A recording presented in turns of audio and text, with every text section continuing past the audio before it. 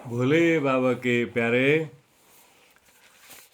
दो उल्लू के पट्टे आज भी आकर चौतारी में बैठ ही गए हैं। ये तो इनकी रोजमर्रा की तरह आदत ही बना दिया गया है। इनको शीतल, शांति और आनंद से कोई मतलब ही नहीं है, तो एकांत, मौन और वैभव से इनको क्या सरोकार। व्यर्थ की बकवास बहुत छेड़ने के लिए इनको चौतारी तो चाहिए ही चाहिए। सिर्फ दिखावा करना है, चेतना में लिखावा ही नहीं चाहिए इनको। आज भी सदा की तरह बड़े बड़े मुद्दा ढूंढ कर ला ही गए हैं। राजतंत्र पहले की गणतंत्र पहले। देखो प्यारे, कहां से ढूंढ कर लाते, पा ही लेते। आज इनकी बड़ी मुद्दा है, राजतंत्र पहले की गणतंत्र पहले। आज की इनकी मुद्दा यही है। आखिर ये दोनों ही दूसरे दर्जा में आते हैं। ये सरासर उल्लू के पट्टे को क्या पता, असली बात को तो पता लेना ही नहीं चाहते।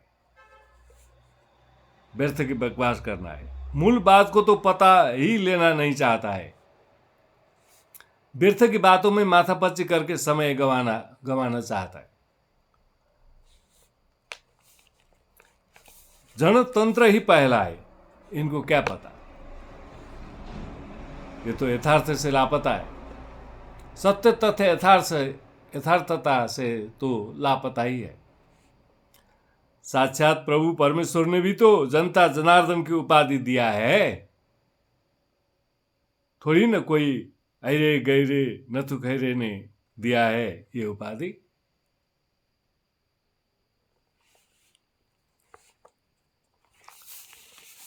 जनता की स्वरूप महान है, तो इसलिए जनता सर्वोपरि है। अब यही जनता फिर स्वरूप में डूबना नहीं चाहता है। ये मूर्खता भरी कहानी देखो ना प्यारे।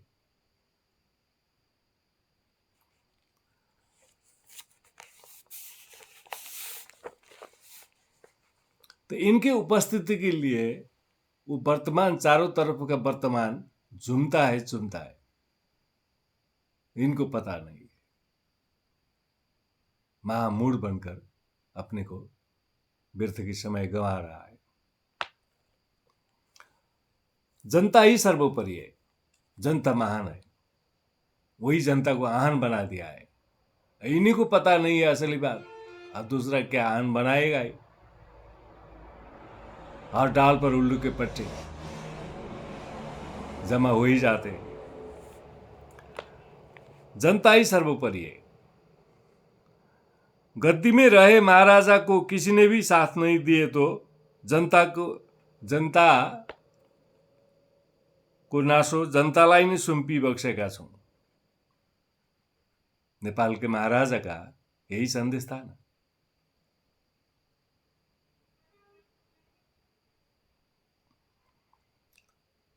भरी आर्यवर्त का केंद्र नेपाल क्यों है?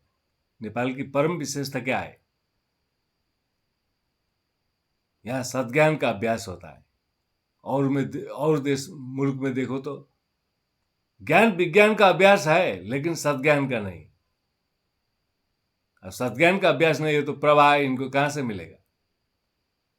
नेपाल एक ऐसा देश है जिसका परम विशेषता है सद्ज्ञान को अभ्यास करना। इसीलिए हमारे पूर्वजों ने राजतंत्र को महत्व देते आ रहे थे।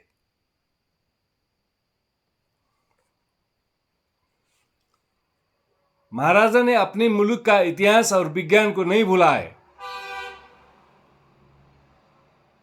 जनता ने तो भुला दिया। अपने पूर्वजों के इतिहास को भुला दिया। पूर्वजों की पुरुषार्थ को मिट्टी में मिला दिया, नाली में बहा दिया। महाराजा ने अपने मुल्क के इतिहास और विज्ञान को नहीं भूला है। जनतंत्र ने ही केंद्र के लिए सक्षम प्रज्ञावान राजतंत्र दिया था। परिधि में जनता का प्रत्यक्ष शासन और केंद्र में राजा का प्रत्यक्ष शासन, ये नेपाल का विशेषता था। क्यों रखा है ऐसे? नेपाल एक ऐसा देश है जहां सद्ज्ञान का अभ्यास होता है। चारों तरफ का देश देखो तो ज्ञान विज्ञान का अभ्यास करता है, लेकिन सद्ज्ञान नहीं। ज्ञान विज्ञान तो किनारा है, प्रवाह के लिए किनारा चाहिए। अगर प्रवाह ही नहीं है तो किनारे व्यर्थ हो गया है ना। इसलिए तो उल्लू के पट्टे कहते, हट्टे कट्टे होकर भी उल्लू के पट्टे बन रहे। परिधि में जनता का प्रत्यक्ष शासन और केंद्र में राजा का प्रत्यक्ष शासन, ये दोनों को धाराशाही किया किसने? गड़बड़ मचाया किसने? उठापटकी किया किसने?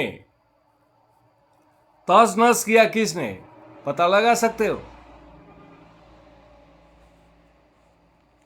समझ ही नहीं है तो कैसे पता लगाओ?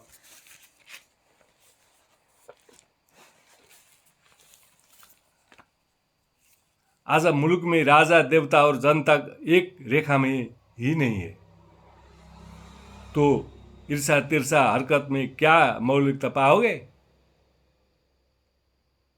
अकड़ पकड़ जकड़ में सड़ जाओगे, तुम्हारा परिचय गुम हो जाएगा।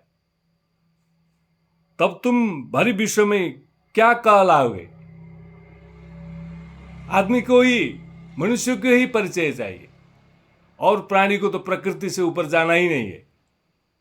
मनुष्य ऐसा प्राणी है जो प्रकृति से ऊपर जाना जरूरी है, बुद्धि से ऊपर जाना जरूरी है, चेतना से ऊपर जाना जरूरी है, और कंडीशन और कंसेप्ट से ऊपर जाना जरूरी है। अगर नहीं गए तो ये उल्ली के पट्टे साबित हो जाएंगे। अब क्या कहलाओगे भरी विश्व में? तुम मानव हो या पशु हो? किसके वशीभूत हो?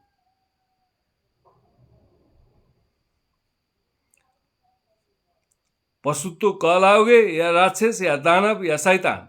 क्या कहलाओगे? अगर परिचय गुम हो गया तो तुम 10 योनि में चले जाओगे। रावण भी ऋषि का नाती था, वो 10 योनि होने के कारण वो राक्षस कहलाए। आत्मज्ञानी तो थे, ज्ञानी तो थे, सामर्थ्यवान तो थे, पुरुषार्थी तो थे, लेकिन क्या हो गया? राक्षस हो गया ना। किस कारण राक्षस हो गया? 10 योनि में चला गया, आर्यवर्त का मति छोड़ दिया। यही हाल तुम्हारी होगी। संभलो प्यारे, समय पर संभलो। अब क्या बन जाओगे? दैत्य होकर चैत्य को विध्वंस करोगे कि देखते रहोगे? क्या है इरादा? बोलो बोलो। नेक नियत क्या है? बोलो बोलो।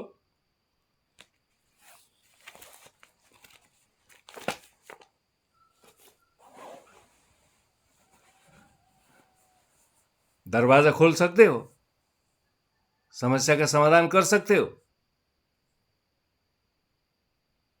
कोई भी पार्टी कितना भी बहुमत लाए, भाड़ में जाए, क्योंकि तुमने अपने इतिहास भुला दिया, अपनी मुल्क का विज्ञान को भुला दिया, अपने स्वरूप को भुला दिया। तुम ऐसे प्राणी हो।